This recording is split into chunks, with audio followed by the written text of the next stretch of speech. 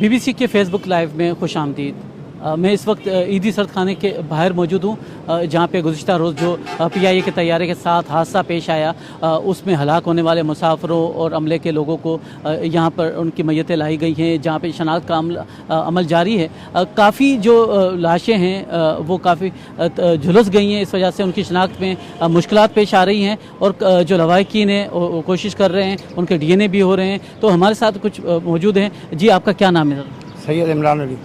इमरान अली साहब, ये बताएं कि इस हादसे में कौन हलाक हुए आपके? मेरा भतीजा था सैयद अरमगान अली, वो इस हादसे में शहीद हुआ है। तो क्या कोशिशें की हैं शनाख्त के लिए? शनाख्त के लिए इतनी डेड बॉडियाँ जल चुकी हैं कि वो शनाख्त के काबिल नहीं रही हैं। अब DNA सैंपल कराची यूनिवर्सिटी भेजा है, तो वहाँ से फिर शनाख्त का अमल मुकम्मल होगा। तो कल से आप कहाँ गए? कल जना, सिविल, CMH मलीर, दारुल सेहत, इन तमाम अस्पतालों में जहाँ जहाँ आ रहा था कि यहाँ भेजा जा रहा है, वहाँ गए थे, तलाश किया, लेकिन नहीं पता चल सका, क्योंकि बॉडियाँ देखी तो बहुत सारी, लेकिन शनाख्त के काबिल ही नहीं है वो। ये बताइएगा कि आपके जो जवान थे, ये वहाँ पे क्या काम करते थे, क्या उम्र थी, शादीशुदा थे? इनकी 32 साल उम्र थी। DHL में काम करते थे, शादीशुदा थे, एक बेटा है उनका।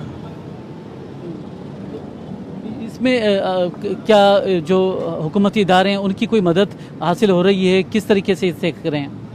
No comments.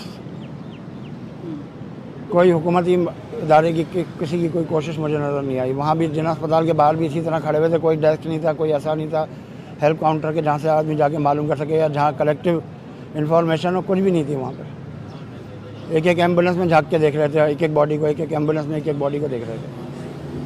ये बताइएगा, आप इस हादसे का जिम्मेदार किसको समझते हैं? इस हादसे का जिम्मेदार बज़ाहिर तो PIA कह रही है कि हमारा सब सही था, लेकिन ज़ाहिर है जहाज़ में ख़राबी हुई है, उसके इंजन फेल हुए हैं, उसके लैंड गियर नहीं खोले, तो इसका जिम्मेदार फ़िलहाल तो PIA को ही करार दिया जा सकता है। शुक्रिया। इस वक्त तक 57 अफराद के हलाकत की तस्दीक हो चुकी है, जिनमें से 19 के करीब की शनाख्त हो गई थी और यहाँ पर ईदी सर्द खाने में 53 लाशों को लाया गया था और जिनमें से 3 की शनाख्त हो चुकी है और मज़ीद यहाँ पे जो लवाहिकीन हैं वो शनाख्त के लिए यहाँ पे आ रहे हैं और उसके बाद यहाँ पर मैयतों को एम्बुलेंसेस के ज़रिए उनके जो है रवाना किया जा रहा है। इमरजेंसी की वजह से लगी हुई थी और कुछ लोग यहाँ पे मौजूद हैं, इनसे भी लवाहिकीन मौजूद हैं, उनसे भी कुछ। आपका कौन भाई इसमें?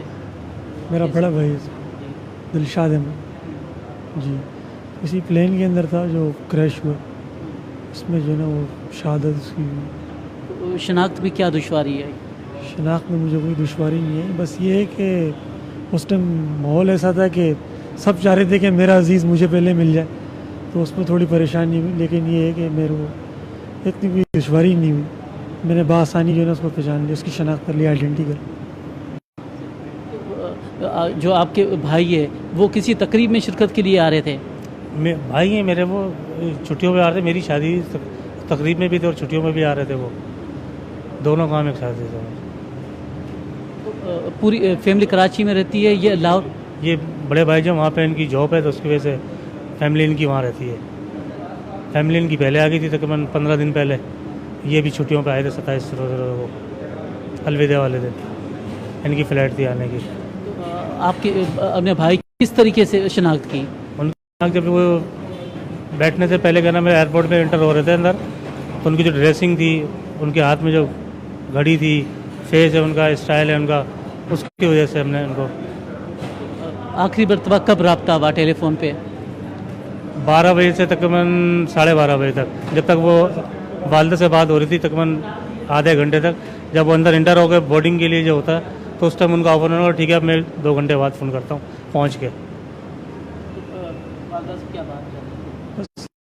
घरेलू बात है कि मैं आ रहा हूँ, घर आ रहा हूँ, तो मैं 1-1.5 घंटे में आपके पास होऊंगा।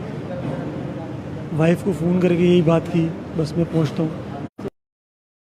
कब मालूम हुआ का हादसा हुआ है? बस ये प्लेन क्रैश हुआ, तो क्योंकि हमें तो कंफर्म तो था कि ये फ़्लाइट उसी की है, क्योंकि आने ही उसी ने था, फ़्लाइट भी वही आ रही थी लाहौर से।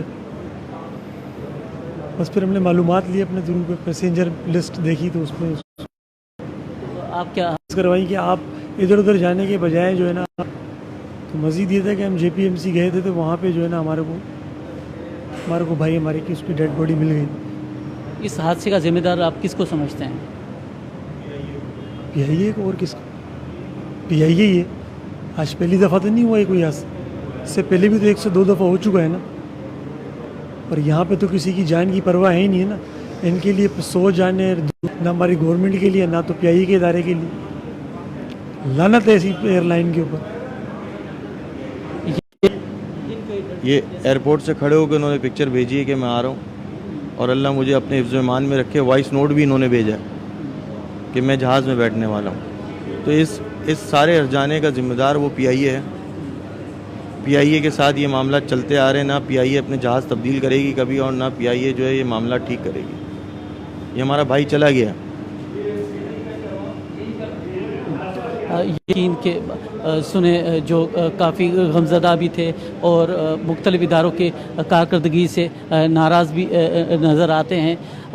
के टेस्ट किए जा रहे हैं, और चूँकि पहले यहाँ पर जो हलाक हुए थे लोग, उनके DNA किए गए, उसके बाद उनके जो लवाहिकीन हैं उनके टेस्ट किए जा रहे हैं, उसके बाद उनको मैच किया जाएगा। तो यकीनन इसमें एक बड़ा वक्त दरकार होगा। इससे पहले जो नादरा की टीमें हैं उन्होंने जो बायोमेट्रिक के ज़रिए शनाख्त की कोशिश की, और नादरा का ये कहना था कि वो मुसाफिर उंगलियों के निशानात विजिबल होंगे तो वो उनकी जो है वो शनाख्त मुमकिन हो सकेगी, वरना जो है DNA के ज़रिए ही उनकी शनाख्त हो सकेगी।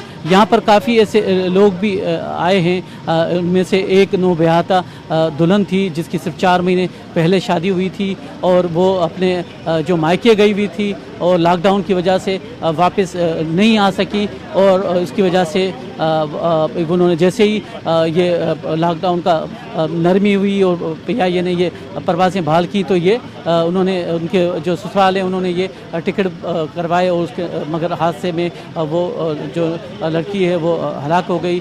इसी तरह से मुख्तलिफ जो फैमिलीज़ हैं, हर एक की एक अपनी एक दर्दनाक कहानी है कि वो एक बड़े अरसे के बाद लॉकडाउन के बाद आ रहे हैं। एक खातून थी जो अपनी बेटियों के पास गई हुई थी और लॉकडाउन की वजह से वापस नहीं आ सक रही थी, और जब ये ईद भी करीब आ गई और लॉकडाउन में नरमी और पहली फ़्लाइट जैसे हुई तो उन्होंने वापस आने का फ़ैसला किया।